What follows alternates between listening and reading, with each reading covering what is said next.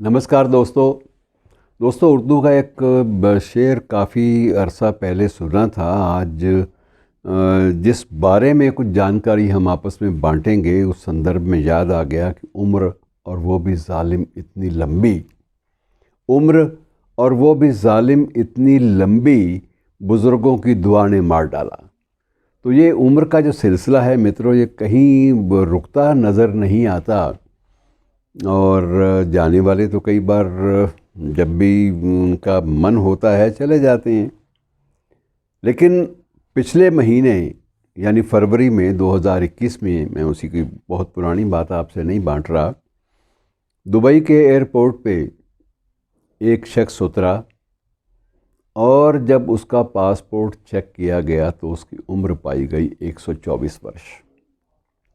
124 वर्ष यानी उस पर जो दर्ज था वो 8 अगस्त की तारीख और 1894 1894 ये उनका जन्म का वर्ष है और नाम है स्वामी शिवानंदा। स्वामी शिवानंदा इन दिनों में मित्रों बनारस में रहते हैं, वाराणसी में। और ज़िंदगी बड़ी दिलचस्प लगती है कि आदमी इतने साल जीवित है और उसके पासपोर्ट पर ये तारीख भी दर्ज है, जन्म स्थान भी दर्ज है, सब कुछ दर्ज है। लेकिन ये क्या मुमकिन है? उनसे पूछा गया बहुत सारे सवाल और एयरपोर्ट पे जब वो उतरे तो बहुत सारे लोग उन्होंने घेर लिया।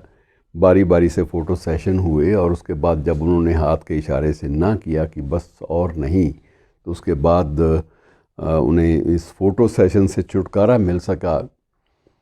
उनसे बहुत लोगों ने कहा कि 2-4 बातें तो कम से कम आप हमें बता ही दीजिए कि लंबी उम्र का राज क्या है। तो उन्होंने कहा कि राज की बात ये है कि जिस वक्त मैं पैदा हुआ था तब टेक्नोलॉजी नाम की कोई चीज़ नहीं थी। चीज़ें बहुत थोड़ी थीं और बहुत थोड़ी चीज़ों में आदमी बेहद सुखी महसूस करता था।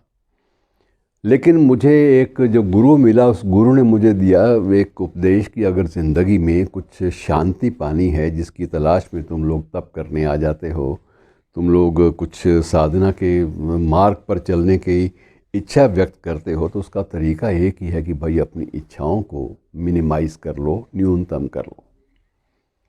और कहता कि हम लोगों ने, स्वामी ने कहा कि हम लोगों ने अपनी इच्छाओं को बिल्कुल मिनिमाइज़ कर लिया, यहाँ तक कि गुरु के मार्गदर्शन के अनुसार दूध और फल का सेवन भी बंद कर दिया। बहुत कम लिया, जितना पेट ने मांगा उतना ले लिया, चाहे सादा भोजन था। लेकिन गुरु ने एक बात बताई थी कि उबला हुआ भोजन खा लेना, बाकी चीज़ों को सबको त्याग देना और सिर्फ उबले हुए भोजन पे मैं ज़िंदा रहा। और सुबह खाली पेट योगासन करना ये एक नियम बन गया था। और उसके बाद ब्रह्मचर्य ये जीवन की एक शैली बन गई थी और संयम अपने आप के बहुत रखना। और बाहर के जितने भी आकर्षण हैं, नई नई चीज़ें सामने आ रही हैं, उन सब से बिल्कुल कतई कोई संबंध नहीं रखना, यही लंबी ज़िंदगी का राज है। अब लोग तो कहते हैं ना कि उर्दू में एक और भी शेर है कि ज़िंदा रहने के लिए कुछ रोग भी पैदा करो, कि सिर्फ सेहत के सहारे ज़िंदगी कटती नहीं।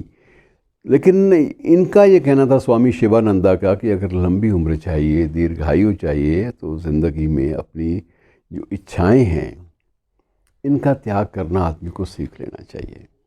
इच्छाओं का त्याग किया नहीं कि आपकी उम्र जो है वो आपका जो शरीर है उनके मुताबिक अभ्यस्त हो जाता है। आपकी एनर्जीज, आपकी ऊर्जा वो व्यर्थ के कामों में खर्च नहीं होती, और जब ऊर्जा का खर्च होना रुक जाता है तब वही ऊर्जा दीर्घायु के काम आती है, लंबी उम्र के काम आती है। अब मित्रों, इस बात का वैज्ञानिक प्रमाण ढूंढने का प्रयास बड़ा किया गया, लेकिन उनके जन्म का प्रमाण सिर्फ तत्कालीन उस वक्त 1894 में लोग आम तौर पे मंदिरों के रजिस्टर में ही जन्म और तिथि का रिकॉर्ड रख लिया जाता था। एक पुराने मंदिर में इनकी जन्म तिथि का रिकॉर्ड जो जो इन्होंने बताया वो चीज़ें सारी की सारी एंटर हैं, उसमें कोई शक नहीं है।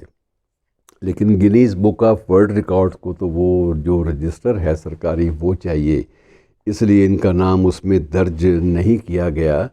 हालांकि ये मान लिया गया कि ये उम्र जो है इनकी 100 साल से ज़्यादा है, कुछ भी हो सकती है। इनका अपना ये कहना था कि मेरी तारीख जन्म की यही है और मैं इसी तारीख को जन्मदिन मेरे शिष्य लोग मना लेते हैं।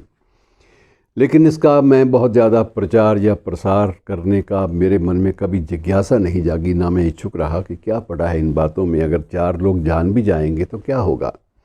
सवाल तो आपकी ज़िंदगी के रास्ते पर चलने का है, और ज़िंदगी के रास्ते पर चलना जो है वो सबके बस का रोग नहीं होता। तो स्वामी ने एक प्रकार से मित्रों हमारे देश का प्रथम स्वाधीनता संग्राम जो है उसके बाद हुआ हालांकि, लेकिन उसकी घटनाएं जो हैं वो इनके जन्म में चर्चा का विषय बनी रही। स्वाधीनता संग्राम जो ब्रिटिश अधिनायकवाद के विरुद्ध शुरू हुआ था, उसमें इन्होंने खूब अच्छी तरह से गवाही के रूप में दर्ज कराई अपनी संस्मरणों में। और बहुत सारी इनसे बातें करने वालों में AR रहमान जैसे लोग जो थे वो भी शामिल थे। उन्होंने भी इनसे एक रिकॉर्डिंग इनके साथ की। सब कुछ है, लेकिन आदमी ये कहता है कि अगर ज़िंदगी में लंबी उम्र जीना है तो अपनी जो कामनाएं हैं इनका त्याग करो, और कुछ नहीं है। थोड़ा ज़िंदगी में संतुष्टि आएगी, थोड़ा ज़िंदगी में खुशी आएगी। और अगर दुख हैं, संताप है, जीवन में कोई फ्रस्ट्रेशन है, कुंठा है, तो इन सब का कारण सिर्फ एक ही है कि आप अपनी कामनाओं का इतना बड़ा विस्तार कर लेते हैं कि उनकी पूर्ति हो ही नहीं पाती। और जब कामनाओं की पूर्ति नहीं हो पाती तो आपकी ज़िंदगी भटकने लगती है, और आपकी जितनी भी ऊर्जा जो नेचर ने आपको दी है वो सारी की सारी इन्हीं बातों पर खर्च होने लगती है, उन बातों पर जिन बातों का ज़िंदगी से कोई संबंध नहीं होता।